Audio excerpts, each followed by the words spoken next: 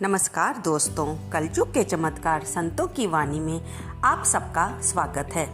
दोस्तों, कार्तिक मास और इस मास में इतनी पवित्र कहानियाँ और कथाएं सुनी जाती हैं कि जिनका सुनने से हमारे मन की शुद्धि होती है। स्नान करके अगर हम अपने शरीर को शुद्ध करते हैं तो ऐसी कथाओं को जो कि भगवान की भक्ति में हमारा विश्वास जगाती हैं, हमारी आत्मा को शुद्ध करती हैं, वे कथाएं हमें हमारी आत्मा को प्रभु के अमृत रस से स्नान कराती हैं। तो दोस्तों, आज हम कार्तिक मास में क्या सारे साल में आप किसी भी समय इस पवित्र कथा को सुनेंगे तो ये पुण्यदायी और फलदायी होगी। आज हम सुन रहे हैं दोस्तों, माँ तुलसी की पूजा करने वाली एक बुढ़िया की कहानी। बहुत समय पहले की बात है। एक गांव में एक बुढ़िया रहती थी जिसने जब से होश संभाला तब से वह तुलसी माता की पूजा करती आ रही थी।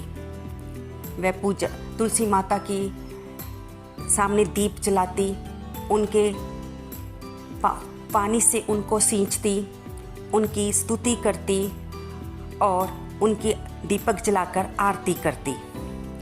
गांव की बाकी स्त्रियां तो सिर्फ कार्तिक मास में तुलसी माता की पूजा करने आती थी, लेकिन बुढ़िया माँ तो सारा साल तुलसी माता की पूजा करती। और जब वह आरती करके माता के पास से जाने लगती तो वह हर समय हर रोज एक ही बात कहती, जो कि मैं आपको सुना रही हूँ।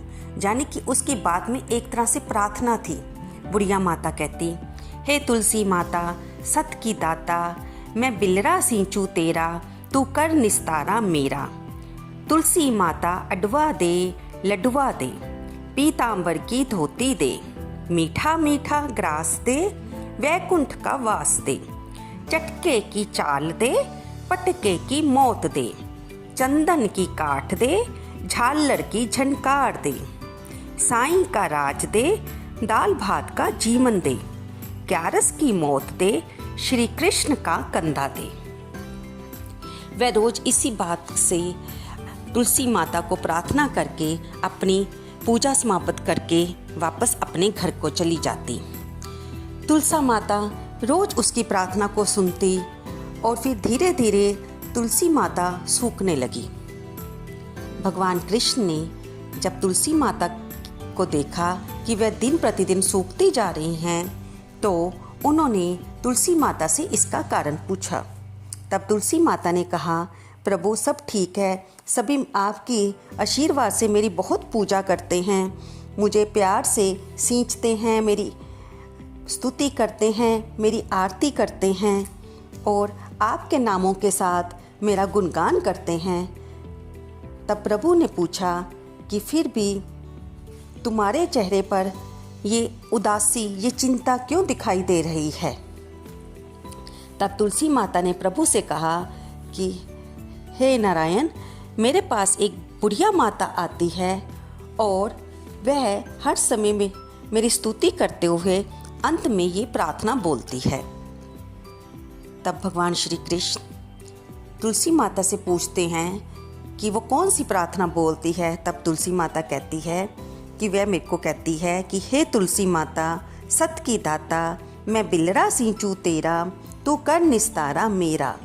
तुलसी माता अडवा दे लडवा दे, पीतांबर की धोती दे, मीठा मीठा ग्रास दे, वैकुंठ का वास दे, चटके की चाल दे, पटके की मौत दे, चंदन की काठ दे, झालर की झनकार दे, साईं का राज दे, दाल भात का जीवन दे, ग्यारस की मौत दे, श्री कृष्ण का कंधा दे।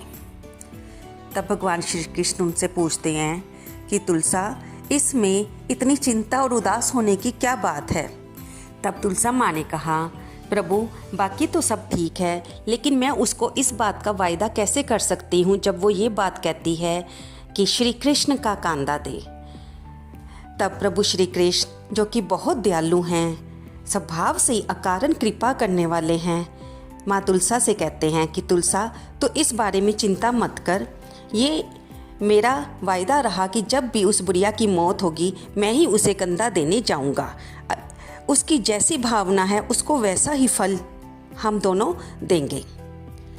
अब बुढ़िया माँ अपनी जीवन पर्यंत अपने इसी नियम का पालन करती रही और जब उसका आखिरी समय आया और उसकी मरने पर उसकी अर्थी तैयार की गई, तब सब ने देखा कि वो अर्थी उठ ही नहीं पा रही थी, क्योंकि वो इतनी भारी हो चुकी थी कि उसको उठाना 4 लोगों के लिए भी असंभव हो गया था।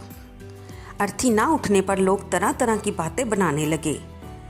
लोग कहते, कोई कहता कि देखो इतनी भगत होने के बावजूद भी इसकी अर्थी कैसे भारी होगी, बाकी लोगों की तो भारी नहीं होती।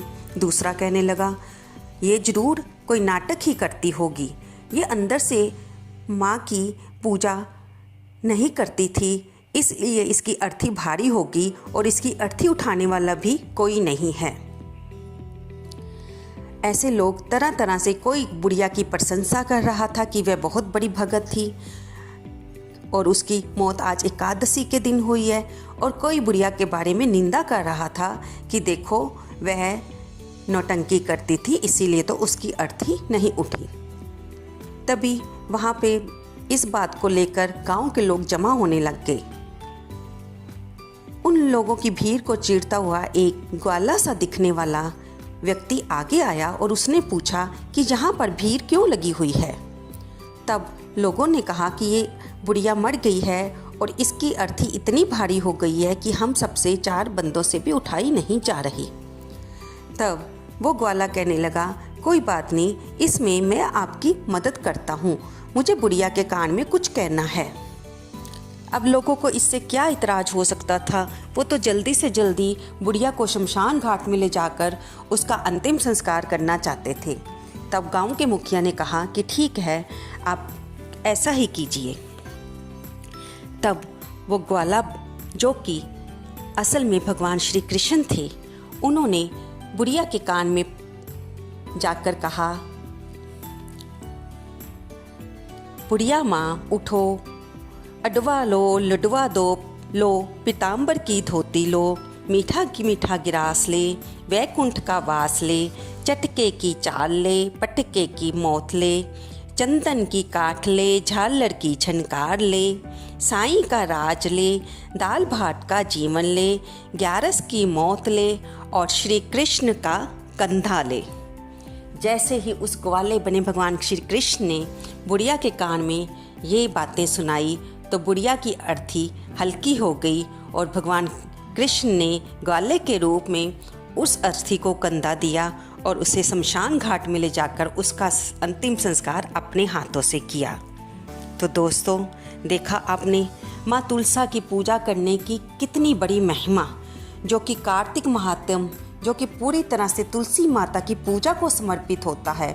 माँ तुलसी माता जो कि माँ लक्ष्मी का ही एक रूप है, और कार्तिक माह में आने वाली सबसे बड़ी त्यौहार दीपावली, जिस दिन हम माँ लक्ष्मी और श्री गणेश जी की पूजा करते हैं और घर में सुख समृद्धि और माँ से धन के अपार वर्षा के लिए हम प्रार्थना करते हैं। माँ तुलसा उसी माँ लक्ष्मी का ही तो रूप है, जिनकी पूरे कार्तिक मास में जो भी दिल से श्रद्धा से माँ की पूजा करता है, उनके पौधे को सींचता है, देवालय में जाकर तुलसा माता के पौधे लगाता है और माँ की स्तुति करता है, उनके आगे दीपक जलाता है और उनकी आरती करता है, माँ अपने भक्तों की हर इच्छा को पूरी करती है।